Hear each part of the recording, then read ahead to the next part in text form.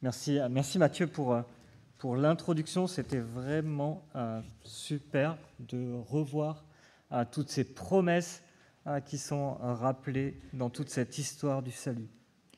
Et vous savez, les promesses, c'est un sport national, enfin surtout en période électorale. Combien de promesses entendons-nous et combien sont réellement tenues ? Jean-Jacques Delingré disait « Les promesses politiques sont semblables à un feu.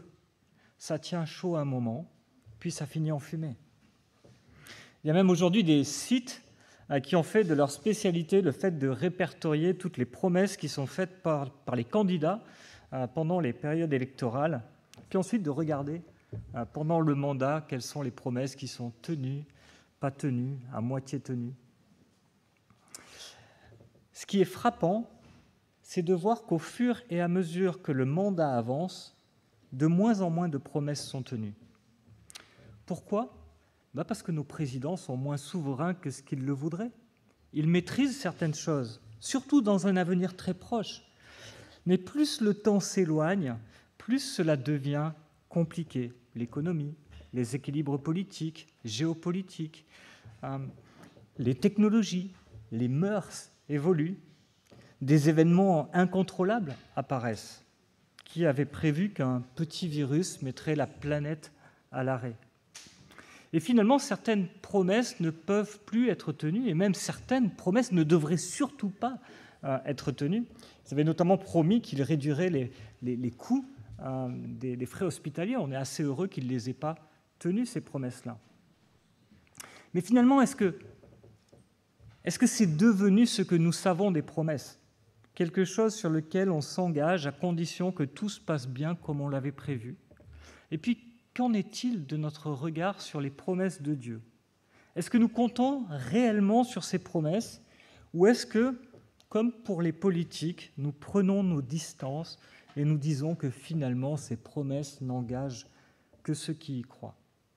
Je voudrais vous inviter à ouvrir vos Bibles ce matin dans le livre des Actes, au chapitre 2. Et nous allons regarder ensemble qu'est-ce que Dieu a fait de toutes ces promesses que Matthieu nous a lues dans l'Ancien Testament notamment. Le livre des Actes au chapitre 2, si vous avez la même version que moi, vous devez être page 707.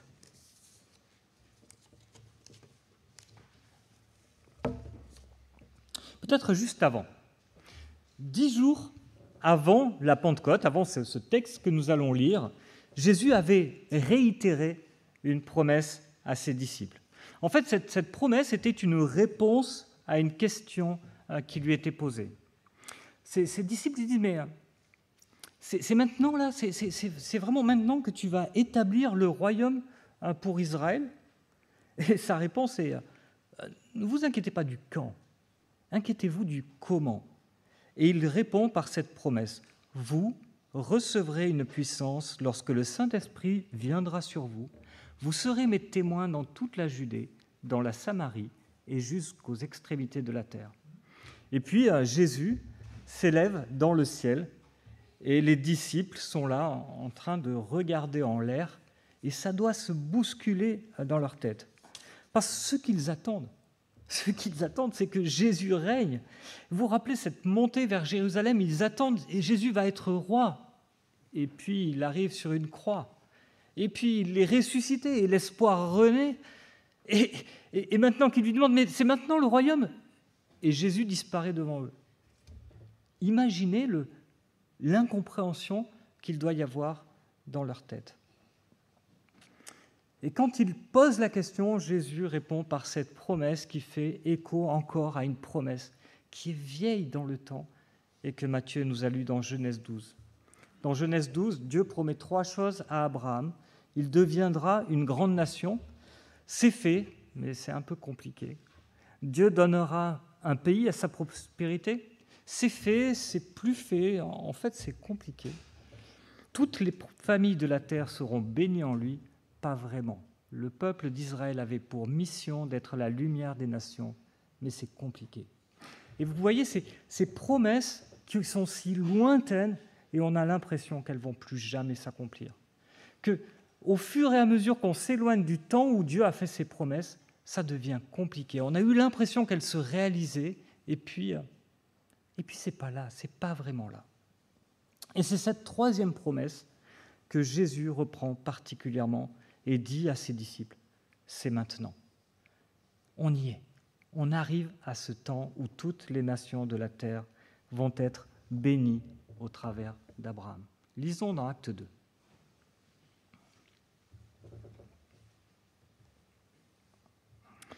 Quand le jour de la Pentecôte arriva, ils étaient tous ensemble au même endroit. Tout à coup, il vint du ciel un bruit comme celui d'un vent violent qui remplit toute la maison où ils étaient assis. Des langues qui semblaient de feu leur apparurent séparées les unes des autres, et elles se posèrent sur chacun d'eux. Ils furent tous remplis du Saint-Esprit et se mirent à parler en d'autres langues, comme l'Esprit leur donnait de s'exprimer. Or, il y avait en séjour à Jérusalem des Juifs, hommes pieux, venus de toutes les nations qui sont sous le ciel. À ce bruit, ils accoururent en foule, et ils furent stupéfaits parce que chacun les entendait parler dans sa propre langue. Ils étaient tous remplis d'étonnement, d'admiration, et ils se disaient les uns les autres, « Ces gens qui parlent ne sont-ils pas tous Galiléens ? Comment se fait-il que nous les entendions chacun dans notre propre langue maternelle ? Parthes, Mèdes, Élamites, habitants de la Mésopotamie, de la Judée, de la Cappadoce, du pont de l'Asie, de la Phrygie, de la Pamphylie, de l'Égypte, du territoire de la Libye voisine de Cyrène, des résidents venus de Rome, juifs de naissance ou par conversion, crétois et arabes, nous les entendons parler dans notre langue des merveilles de Dieu. Tous remplis d'étonnement, ne sachant que penser, ils se disaient les uns aux autres, « Qu'est-ce que cela veut dire ?» Mais d'autres se moquaient et disaient, « Ils sont pleins de vin doux. » Alors Pierre, debout avec les 11 apôtres, s'exprima d'une voix forte en ces termes. « Hommes de Judée, et vous tous qui séjournez à Jérusalem, comprenez ce qui se passe. Prêtez l'oreille à mes paroles. Ces gens ne sont pas ivres comme vous le supposez, car il est 9 heures du matin. Mais maintenant se réalise ce qu'a dit le prophète Joël. Dans les derniers jours, dit Dieu, je déverserai mon esprit sur tout être humain. Vos fils et vos filles prophétiseront. Vos jeunes gens auront des visions et vos vieillards des rêves. Oui, sur mes serviteurs, sur mes servantes, durant tous ces jours-là, je déverserai mon esprit et ils prophétiseront. Je ferai des signes, des prodiges en haut dans le ciel, des signes miraculeux en bas sur la terre. Du sang, du feu, une vapeur de fumée. Le soleil se changera en ténèbres, la lune en sang, avant l'arrivée du jour du Seigneur, de ce jour grand et glorieux. Alors, toute personne qui fera appel au nom du Seigneur sera sauvée. Israélites, écoutez ces paroles. Dieu vous a désigné Jésus de Nazareth en accomplissant par lui, au milieu de vous, des miracles, des prodiges et des signes, comme vous le savez vous-même. Cet homme vous a été livré suivant le projet défini et la prescience de Dieu. Vous l'avez arrêté, vous l'avez fait mourir sur une croix par l'intermédiaire d'hommes impies. Mais Dieu a brisé les liens de la mort. Il l'a ressuscité parce qu'il n'était pas possible qu'elle le retienne. En effet, David dit à propos de lui, « Je voyais constamment le Seigneur devant moi, parce qu'il est à ma droite, afin que je ne sois pas ébranlé. C'est pourquoi mon cœur est dans la joie, ma langue dans l'allégresse, même mon cœur reposera avec espérance, car tu n'abandonneras pas mon âme au séjour du mort. Tu ne permettras pas que ton sein connaisse la décomposition. Tu m'as fait connaître les sentiers de la vie. Tu me rempliras de joie par ta présence. » Mes frères, qu'il me soit permis de vous parler en toute franchise au sujet du patriarche David. Il est mort. Il a été enseveli et son tombeau existe encore aujourd'hui parmi nous. Or, il était prophète et il savait que Dieu lui avait juré par serment de faire surgir le Messie, un de ses descendants, pour le faire asseoir sur son trône. C'est donc la résurrection du Christ qu'il a prévue et annoncée en disant qu'il ne serait pas abandonné au séjour des morts et que son corps ne connaîtrait pas la décomposition. C'est ce Jésus que Dieu a ressuscité. Nous en sommes tous témoins. Élevé à la droite de Dieu, il a reçu du Père le Saint-Esprit qui a été promis. Et il l'a déversé comme vous le voyez et l'entendez. David, en effet, n'est pas monté au ciel, mais il a dit lui-même, « Le Seigneur a dit à mon Seigneur, assieds-toi à ma droite, jusqu'à ce que j'aie fait de tes ennemis ton marchepied. » Que toute la communauté d'Israël sache donc avec certitude que Dieu a fait Seigneur et Messie ce Jésus que vous avez crucifié. Après avoir entendu ce discours, ils eurent le cœur vivement touché et ils dirent à Pierre et aux autres apôtres, « Frères, que ferons-nous » Pierre leur dit, « Changez d'attitude, que chacun de vous soit baptisé au nom de Jésus-Christ pour le pardon de vos péchés. Vous recevrez le don du Saint-Esprit. En effet, la promesse est pour vous, pour vos enfants, pour tous ceux qui sont au loin, en aussi grand nombre que le Seigneur notre Dieu les appellera. » Et par beaucoup d'autres paroles, il rendait témoignage et les encourageait en disant « Sauvez-vous de cette génération pervertie. » Ceux qui acceptèrent sa parole furent donc baptisés ce jour-là, et le nombre de disciples augmenta d'environ 3000 personnes.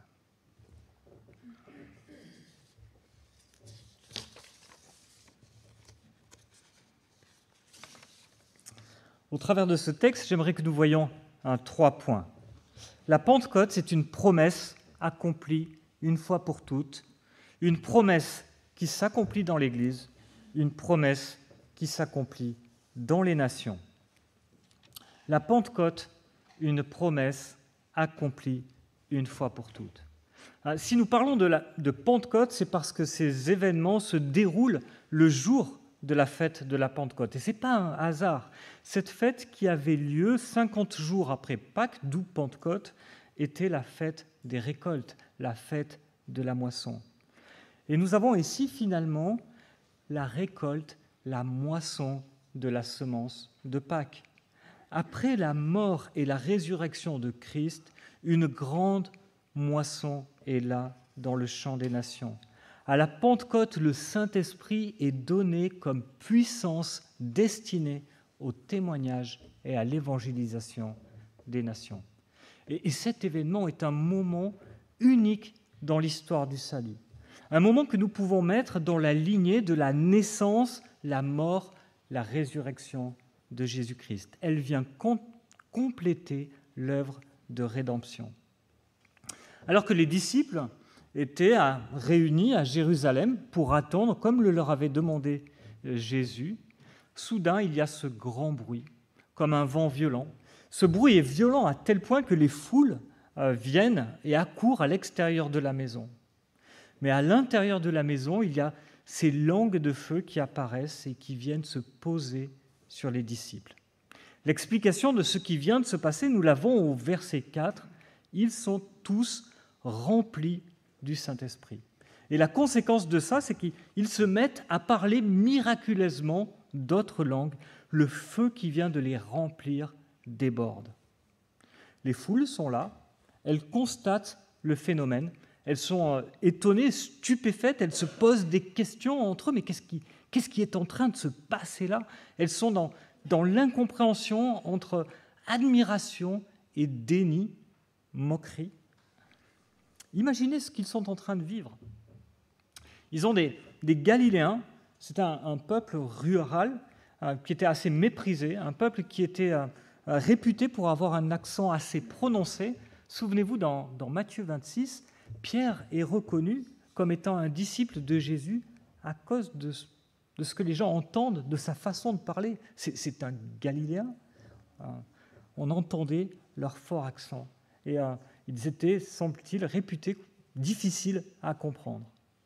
Et aujourd'hui, chacun les comprend dans son propre langage. Qu'est-ce qui s'est passé dans cette maison et qu'est-ce que cela change pour nous aujourd'hui ? Dès les premiers versets de la Genèse, l'Esprit est là. L'Esprit de Dieu est présent dès la création. L'Esprit de Dieu est présent dans tout l'Ancien Testament. Nous voyons l'Esprit de Dieu agir au sein du peuple de Dieu dans tout l'Ancien Testament. Il agit dans la vie des croyants pour les équiper, pour communiquer la foi. Et Paul nous rappelle que dans l'Ancien Testament, comme dans le Nouveau, les croyants sont sauvés par la foi. Il se sert d'Abraham, il se sert de David pour rappeler que dans toute l'ère, Dieu sauve par la foi et la foi vient du Saint-Esprit. Quel est le changement qui a lieu à la Pentecôte? Quel est le renversement, le bouleversement qui est en train de se passer à la Pentecôte? Ce jour-là, Dieu a mis en œuvre sa promesse de bénir les nations au travers d'Abraham. Ce qui a changé là, ce n'est pas tant la nature de l'œuvre du Saint-Esprit, mais son étendue. Le salut est ouvert aux nations. Alors peut-être que nous, ça ne nous semble pas si extraordinaire que ça, finalement, que Dieu œuvre par son esprit au sein du peuple juif ou au sein des nations. Est-ce que c'est un changement si majeur? Premièrement, oui, parce que ça nous permet d'être sauvés aujourd'hui, ce qui est pas mal. Mais pour les disciples, c'est incompréhensible. C'est totalement incompréhensible. Et d'ailleurs, il faudra que Dieu réintervienne de manière spéciale pour que les disciples comprennent que le Saint-Esprit est répandu sur les nations. La première fois en Acte 8 avec le Saint-Esprit qui est reçu par les Samaritains, la seconde fois en Acte 10 avec l'Esprit Saint qui est reçu par les païens. Et c'est tellement difficile à comprendre pour Pierre, tellement incompréhensible, qu'il faudra que Dieu lui envoie 3 fois une vision avec, vous savez, cette nappe et les animaux impurs et Dieu qui lui ordonne « tue et mange ». Et Pierre qui est scandalisé, il dit « mais je ne peux pas faire ça ». Pour qu'ils comprennent que le salut est ouvert aux nations. Les non-juifs peuvent aussi recevoir l'Esprit de Dieu. Avec Abraham, Dieu s'était choisi un peuple par qui la bénédiction devait être apportée aux nations. Et nous y sommes. Nous y sommes. Quelle est la dernière chose dont la Bible nous parle avant cette promesse de bénédiction en Abraham? Elle nous parle d'une malédiction. Juste avant cette promesse de bénédiction en Genèse 12, nous avons une malédiction. À Babel, Dieu a jugé. Il a freiné la rébellion des hommes en confondant les langues et en divisant le peuple. À Pentecôte, Dieu accélère la repentance des peuples, pardonne la rébellion en utilisant les langues pour amener les peuples de toute nation à devenir un seul peuple. Peut-être quelques questions pratiques sur cette première partie de texte. Est-ce que, comme dans ce texte, ou dans Acte 8, ou dans Acte 10, la réception de l'Esprit peut être séparée de la conversion? Non. Le premier réflexe que nous devons avoir quand nous lisons un texte, c'est de nous demander finalement en face de quel type de texte est-ce que je suis? Est-ce que c'est un texte doctrinal? Est-ce que c'est un texte prophétique? Est-ce que c'est un texte de sagesse, comme par exemple les proverbes? Est-ce que c'est un texte narratif? Et nous sommes ici devant un texte narratif. Luc nous raconte les événements qui se sont passés. Il n'est pas en train de nous expliquer ce que c'est que le baptême du Saint-Esprit. Il est en train de nous raconter ce qu'il s'est passé. Nous devons donc nous appuyer sur des textes doctrinaux pour comprendre ce texte narratif. Écoutez ce que dit Paul. « Parce que vous êtes ses fils, Dieu a envoyé dans votre cœur l'esprit de son Fils qui crie « Abba, Père ». Ça, c'est Galates 4, verset 6. Regardez maintenant ce qu'il dit dans Romains 8. Dans l'autre sens, en effet, tous ceux qui sont conduits par l'Esprit de Dieu sont fils de Dieu.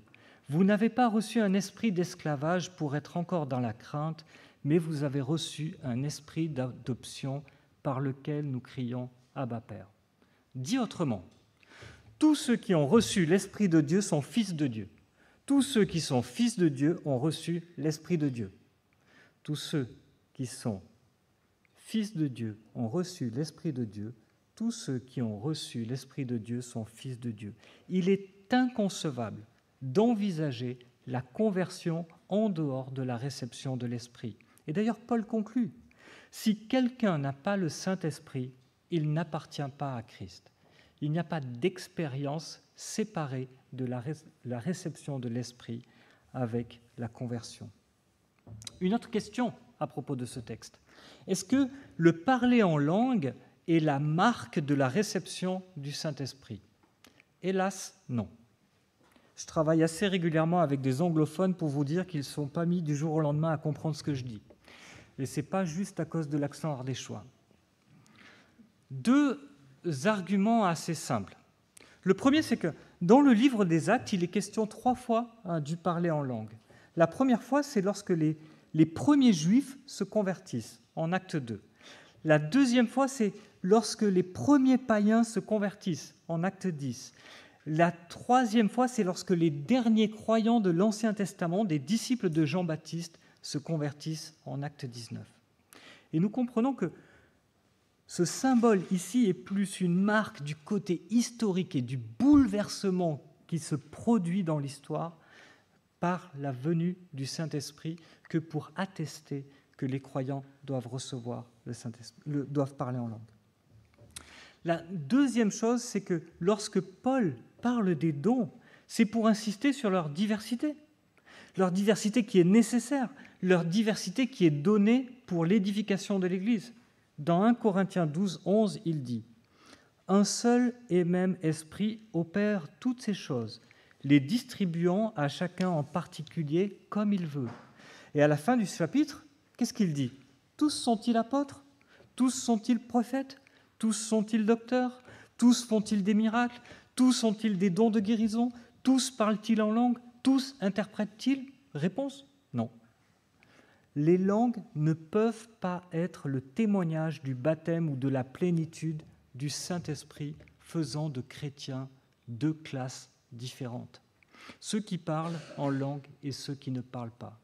Non seulement c'est une caricature, mais même aujourd'hui des théologiens comme Wayne Grudem, qui est un pentecôtiste, ne fait pas du baptême du Saint-Esprit une expérience différente de la conversion, et il insiste même dans son ouvrage de théologie systématique du danger qu'il y a à le faire. Je vous propose qu'on continue dans ce texte. La Pentecôte, une promesse qui s'accomplit dans l'Église. Face aux incompréhensions d'un côté, aux moqueries, Paul prend la parole, et après les avoir rapidement rassurés sur leur état d'ébriété, leur rappelant qu'on est plutôt à l'heure du café qu'à l'heure de l'apéro, il leur demande d'écouter ce qu'il a à dire. Et qu'est-ce qu'il leur dit? Il cite la parole de Dieu. Pierre, qui est rempli de l'Esprit Saint, n'a pas de nouvelles révélations à faire de la part de Dieu, mais par l'Esprit Saint, il expose les Écritures, les connectant à Jésus. Il montre comment ce qui a été révélé nous parle de Jésus. La Pentecôte est un événement unique dans l'histoire, mais c'est un événement qui n'est pas la fin de l'histoire, mais le début d'une nouvelle ère, l'ère des derniers jours. Alors, c'est quoi les derniers jours? En fait, les derniers jours dans le Nouveau Testament font référence à une période de temps assez précise entre l'ascension, le moment où Jésus part au ciel, et le moment où il revient. Pierre était au début des derniers jours, et nous sommes un peu moins loin que lui de la fin des derniers jours. Je ne saurais pas vous dire à quel point nous sommes proches des derniers jours. Et ces derniers jours sont les jours de l'accomplissement de la promesse de la Pentecôte. La Pentecôte s'accomplit dans les derniers jours. Le Saint-Esprit est à l'œuvre, et nous distinguons dans cette prophétie de Joël qui est reprise par Pierre deux parties. La première partie, dans les versets 17-18, nous dit que l'Esprit de Dieu sera largement répandu, sans aucune distinction de sexe, de race, d'âge, d'ethnie. L'Église, le peuple de Dieu, reçoit l'Esprit de Dieu et parle de la part de Dieu dans le monde entier. Il expose la parole de Dieu par l'Esprit. C'est la première partie de cette prophétie. La seconde partie, dans les versets 19 et 20, est plus sombre. Elle évoque le contexte dans lequel les enfants annoncent la parole de Dieu. Elle nous parle de catastrophes naturelles, de guerre, d'effusion de sang, de dévastation. L'Église œuvre dans un monde en perdition, dans un monde qui rejette Dieu, dans un monde qui est condamné, dans un monde qui va mourir et qui est déjà en train de mourir. Pour lui aussi, ces jours sont les derniers jours. Mais à cause de la promesse de la Pentecôte, ce monde n'est pas sans espoir. Pierre nous dit que dans ces jours, nous vivons le rôle de l'Église. Et ce rôle de l'Église, c'est de toucher les nations. Et comme l'a dit Matthieu tout à l'heure, quand il parle de nations ici, il n'est pas en train de parler de pays. Il est en train de parler plutôt d'ethnie, de groupes de personnes qui, dans un lieu, parlent une même langue, qui ont une même religion, qui sont unies entre elles. Et ces ethnies sont touchées par la parole de Dieu. Et ça nous rappelle l'importance qu'il y a de traduire la Bible dans toutes les langues et l'envoi de missionnaires conduits par l'Esprit pour porter cette parole. Aujourd'hui, 406 millions de personnes n'ont que quelques livres de la Bible. 209 millions de personnes sont totalement privées des Écritures dans leur langage. Totalement privées de l'Écriture dans leur langage. Avec Roland, cette semaine, nous avons fait une visite à une personne dont la langue maternelle n'est pas le français. Et toute la conversation s'est faite en français. On a parlé pendant 2 heures en français, et cette personne parle très bien le français. Mais au moment de prier, à la fin, elle a prié dans sa langue maternelle, parce que c'est la langue de son cœur, parce que c'est la langue avec laquelle sa compréhension est la plus fine, c'est la langue avec laquelle elle parle à Dieu. Et c'est tellement important que les gens aient une Bible qui parle dans leur propre langue. Hier soir, avec Jean-Sam, on a regardé, je ne sais pas si certains ont regardé ici, l'émission de propulsion qui était proposée sur la mission. Il y avait une femme qui est sourde et qui a donné son témoignage. Et elle disait qu'elle avait lu des choses sur Jésus, qu'elle avait lu beaucoup de choses sur Jésus. Mais un jour, elle est rentrée dans une église et ce jour-là, c'était traduit en langue des signes. Et elle a dit, mais il parlait ma langue. Et ce jour-là, j'ai compris qui était Jésus. J'ai décidé de suivre Jésus parce qu'on a parlé de Jésus dans ma langue à moi, dans la langue que moi je parle. Il est important que la Bible soit traduite et que les nations, les ethnies soient touchées dans leur propre langue. Jésus construit son Église par sa parole et par ceux qui la portent. Regardez ce que Pierre fait, il connecte la parole de Dieu à la réalité historique de ceux à quoi ils viennent d'assister. Cet esprit qui a été déversé, il leur dit, c'est Jésus qui l'a envoyé de la part de Dieu. Ce Jésus qui a marché parmi vous, ce Jésus qui a fait des miracles, des prodiges, des signes, ce Jésus que vous avez arrêté, que vous avez fait mourir, il est vivant. Il est vivant, pourquoi ? Eh bien, encore une fois, il revient à la parole. Et ce coup-ci, il prend le psaume 16 et il dit, mais vous savez, mais David nous parle de sa résurrection, il avait confiance dans la résurrection. Il ne parle pas de sa résurrection à lui, parce que David est un prophète. Parce que David est un prophète et qu'il a vu qu'on parlait du Messie. Nous avons vu Jésus, nous. Nous avons vu ce Messie dont David parle, de cette résurrection qui est annoncée. David est mort, ce Messie est vivant, nous l'avons vu, nous sommes témoins de sa résurrection.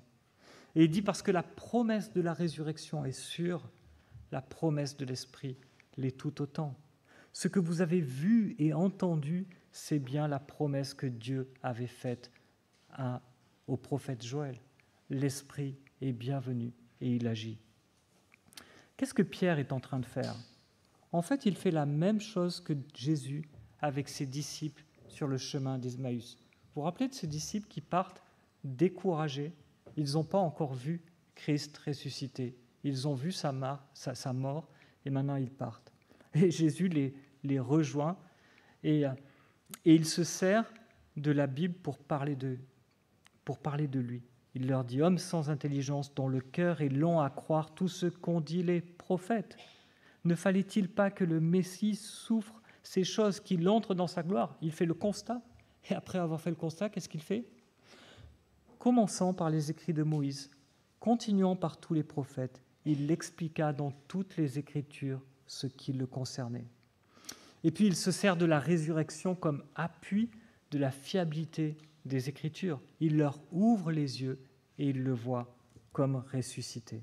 Pierre fait exactement la même chose. Il s'appuie sur les prophètes et sur la résurrection de Jésus. Nous ne sommes pas Jésus, mais nous sommes Pierre. Nous avons reçu comme lui le Saint-Esprit répandu à la Pentecôte. Cet esprit qui a transformé celui qui, quelques semaines plus tôt, reniait Jésus en ce témoin qui est déterminé devant les foules qui se moquent de lui. Le Saint-Esprit transforme nos cœurs, il chasse la crainte, il nous remplit de foi, il nous remplit de confiance dans l'œuvre de Jésus. Le Saint-Esprit nous conduit dans la vérité, il illumine sa parole de Dieu pour nous la faire comprendre et que nous puissions l'exposer à ceux qui nous entourent. Si nous pouvons annoncer Christ, ce n'est pas parce que nous sommes intelligents ou courageux, mais parce que Dieu accomplit sa promesse de toucher les nations par son Église conduite par son Esprit. Une promesse qui s'accomplit dans les nations. Le Saint-Esprit est envoyé par Jésus, sa mission est de soutenir la parole de Christ. Et quand nous exposons cette parole, il agit dans les cœurs de ceux qui écoutent. Nous ne pouvons convertir personne, et même personne ne peut se convertir par lui-même. C'est peut-être des fois une expression un peu bizarre que nous disions « je me suis converti à ». On ne peut pas se convertir soi-même. C'est l'Esprit de Dieu qui touche et qui change les cœurs. L'Esprit de Dieu porte la rédemption accomplie par Christ. Il convertit les cœurs. Il applique le salut offert par Christ. Et nous pouvons compter cela parce que Dieu tient ses promesses. Il a promis le salut des nations et il le fait. Vous vous souvenez de ce qu'ont dit les disciples sur le chemin d'Emmaüs ? Notre cœur ne brûlait-il pas lorsqu'il nous parlait en chemin et qu'il nous expliquait les Écritures ? Le résultat est exactement le même ici. Au verset 37, ils ont le cœur vivement touché. De la même façon que sur le chemin d'Emmaüs, ils ont fait demi-tour, ils sont rentrés, eux aussi, ils ont le cœur touché et ils se posent la question, que ferons-nous maintenant ? Ils ont entendu des bruits, ils ont vu des miracles, ils ont vu ces gens qui parlent dans des langues, ils ne comprennent pas ce qui se passe, mais ce n'est pas ça qui a touché leur cœur. Ce qui a touché leur cœur, c'est que Pierre leur expose la vérité des Écritures par Jésus-Christ. Quand nous prêchons la parole, le Saint-Esprit œuvre dans les cœurs. Il est l'agent du salut. Est-ce que ça veut dire que toutes les personnes à qui nous prêchons l'Évangile vont se convertir ? Non.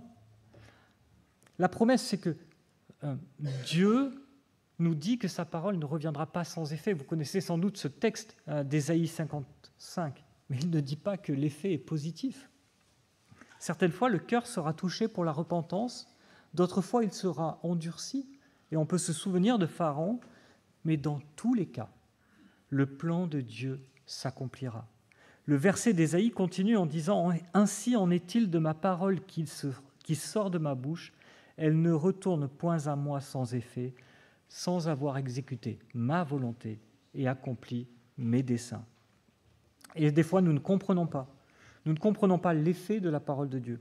Quelquefois, nous ne le voyons pas, l'effet de la parole de Dieu. Mais nous pouvons être sûrs que la parole de Dieu agit dans les cœurs. Et juste pour rappel, les versets qui précèdent cette promesse, « Car mes pensées ne sont pas vos pensées, vos voix ne sont pas mes voix, dit l'Éternel. Autant les cieux sont élevés au-dessus de la terre, autant mes voix sont élevées au-dessus de vos voix et mes pensées au-dessus de vos pensées. » Dieu a un plan. Il le met en œuvre par sa parole, même quand nous ne le comprenons pas, même quand nous ne le voyons pas. Que ferons-nous ? Dans Jean 16, Jésus dit que le Saint-Esprit convaincra le monde en ce qui concerne le péché, la justice et le jugement. Et ici, la repentance est demandée au verset 38. Que ferons-nous? Repentez-vous, changez d'attitude, parce que cela souligne ce que le mot repentance veut dire. Changer de direction, changer de vie. Dans 1 Thessaloniciens, Paul dit « Et comment vous vous êtes tournés des idoles vers Dieu ?» Quand nous pensons à la repentance, nous pensons peut-être assez facilement au péché usuel. Je ne sais pas, le mensonge, la jalousie, l'adultère, la haine, en fait tous ces péchés qui habitent notre vie de tous les jours. Mais ce n'est pas ce que Pierre vise. Qu'est-ce que vise Pierre? Il vise autre chose. Regardez versets 22 à 23. Regardez l'accusation de Pierre. Elle porte sur le rejet de Jésus en tant que Messie, en tant que roi. Dieu vous a désigné Jésus de Nazareth. Vous l'avez fait mourir sur une croix. Parce que finalement, nos péchés usuels, si je peux dire comme ça, ne sont que la révélation de notre esclavage spirituel, de notre mort spirituelle. Le but de l'Évangile n'est pas de changer les comportements des personnes qui nous entourent, mais de changer les cœurs, de les amener à Christ. La promesse de la Pentecôte pour aujourd'hui, c'est que vos péchés sont pardonnés. Sauvez-vous de cette génération pervertie. Vous pouvez être transformés non par une meilleure morale, mais par l'Esprit de Christ qui veut vous unir à lui et à son Église. La promesse de l'Esprit pour les nations, c'est qu'elles deviennent une seule Église. Paul dit dans sa lettre aux Corinthiens, « Nous avons tous en effet été baptisés dans un seul esprit pour former un seul corps, soit juif, soit grec, soit esclave, soit libre. Nous avons tous été abreuvés d'un seul esprit. » Ce jour-là, le Saint-Esprit a inauguré son œuvre avec une moisson exceptionnelle. 3000 personnes ont accepté la parole de Dieu et ont été baptisées d'eau comme témoignage de leur passage de la mort à la vie.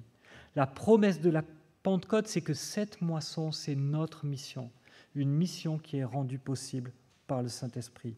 Cette moisson continue aujourd'hui par le travail de l'Église dans le monde entier, une Église qui cherche à atteindre toutes les nations.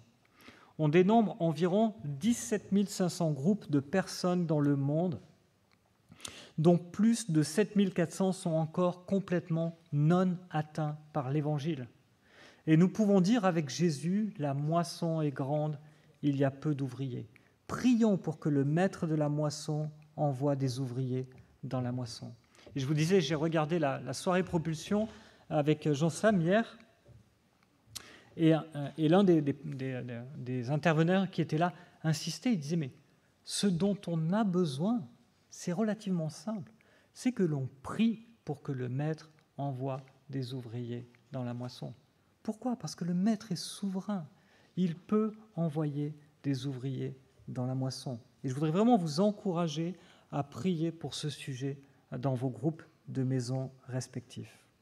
Pour conclure, je voudrais juste vous lire un court extrait du livre d'Andy Johnson sur la mission. Chacun de nous, individuellement, est appelé à obéir au commandement de Christ de faire des disciples qui connaissent sa parole et y obéissent. Mais comment veut-il que nous nous y prenions? Sa parole est claire. Normalement, nous devons poursuivre l'obéissance, former des disciples, implanter d'autres églises par l'intermédiaire de l'église locale.